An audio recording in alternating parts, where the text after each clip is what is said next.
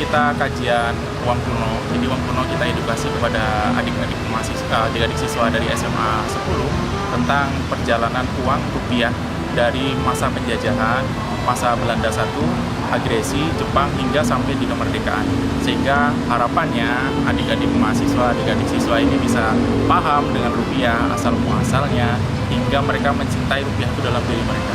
Sampai hari ini kan rupiah masih aman, tidak ada redominasi, belum ada reformasi, belum ada gonjang-ganjing akan ganti nominal atau bahkan ganti mata uang. Jadi rupiah tetap bertahan di era gempuran yang luar biasa ekonomi hari ini dan global.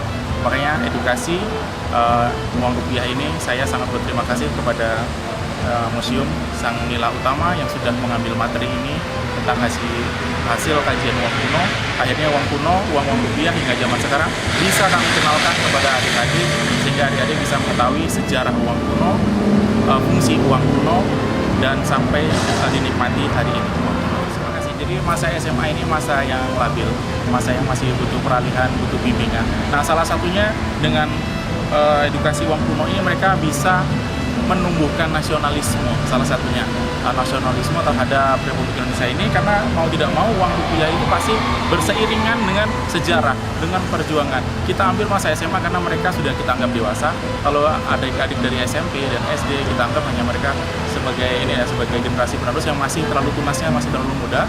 Kami tidak meremehkan, tapi alangkah baiknya jika ini adalah generasi jenjang tertingginya yaitu SMA, sehingga mereka bisa mengerti tentang sejarah rupiah hingga sampai hari ini kita menikmati rupiah tersebut. Baik, untuk uang kuno ini saya pesan kepada adik-adik generasi masa depan, uang kuno jadikan sebagai koleksi saja, jangan sampai nanti teman-teman menjadi investasi atau apa, karena sangat rumit sekali.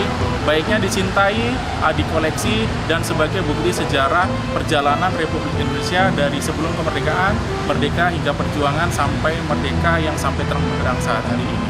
Harapannya seperti itu. Baik. Jadi selain sebagai mata uang atau sebagai alat tukar jual beli, uang kuno ini juga di dalam mata uang ini ada cetak-cetak sejarahnya atau bukti-bukti sejarahnya. Seperti kita lihat tadi ada di Dai Nippon, ada di uang federal, itu menandakan ada agresi militer Belanda di sana. Terus ada ini uang seri pahlawan untuk menghormati pahlawan. Di uang koin ada KB, itu fungsinya bukan hanya sebagai nilai tukar, tetapi juga Rp5 KB itu juga sebagai media promosi keluarga berencana yang dicanangkan oleh Presiden Soeharto saat itu. Nah, saat sekarang juga uang tahun 2022 ini dicetak juga sebagai power Indonesia, bahwa Indonesia itu bisa mencetak uang dengan tingkat keamanan yang tinggi gitu. Nah, jadi akhirnya uang itu juga sebagai super powernya sebuah negara.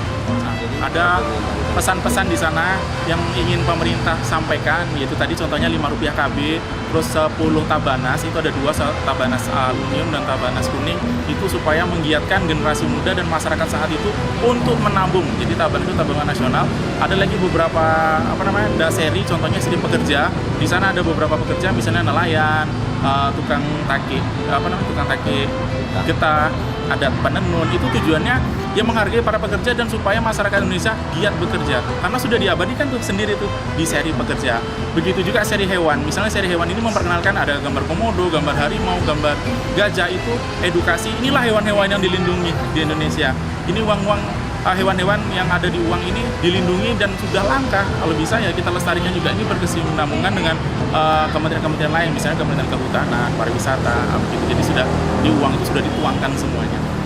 Yang dikatakan tadi Pak Sandi ya sebagai narasumber, bahwa ternyata begitu kita memperhatikan dari hasil kajian ini, seminar yang kita ikuti tadi, banyak sekali pelajaran-pelajaran yang saya bisa ambil dari mata uang ini. Selain dia punya nilai fungsi guna sebagai alat pembayaran yang sah, ternyata di situ banyak muatan-muatan nilai yang akan disampaikan oleh pemerintah ya. Salah satunya misalnya tadi juga ada menggambarkan bagaimana sih kita menghargai pahlawan-pahlawan, dimunculkan di dalam Al-Quran. Terus dari dia juga tadi ada beberapa gambar hewan yang perlu dilindungi. Kalau saya katakan bahkan mata uang ini ternyata lebih dahsyat daripada lagu Indonesia Raya sendiri. Dalam hal ini ada beberapa simbol-simbol kedaulatan negara yang bisa digambarkan di mata uang itu. Karena kita tahu bahwa mata uang itu dari anak kecil hingga orang dewasa, dari masyarakat kota hingga orang di kampung pasti bersentuhan dengan mata uang. Jadi bisa dalam itu sendiri masyarakat secara tidak langsung sudah mempelajari simbol-simbol negara. Begitu gitu mungkin dari